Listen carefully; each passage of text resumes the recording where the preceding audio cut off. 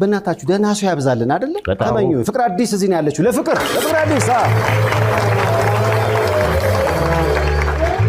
በነገራችን ላይ የአልበም ርቃቷ ሳሳ ባለ ሁኔታ በማሪዮት ሆቴል ከዛ ደግሞ ደመቅ ባለ ሁኔታ በኤግዚቢሽን ማዕከል ለሁሉም ሙዚቃ አፍቃሪዎቿ ፍቅር አዲስ ታቀርባለች። ፍቅር አዲስ ነቃ ጥበብ የሰይፉ በኢቢኤስ የክብር እንግዳ ነች። ልክ እንደሰናየት ለፍቅር አዲስ በነገራችን ላይ ሶሻል ሚዲያ ላይ ሁሉም ባለ ሚዲያ ስለሆነ የፈለግነውን ነገር እንወረውርና ጥሩ የሚሰሩ ሰዎች አንዳንዴ ሞራላቸው ይነካል። ጥንቃቄ ማድረግ አለብን።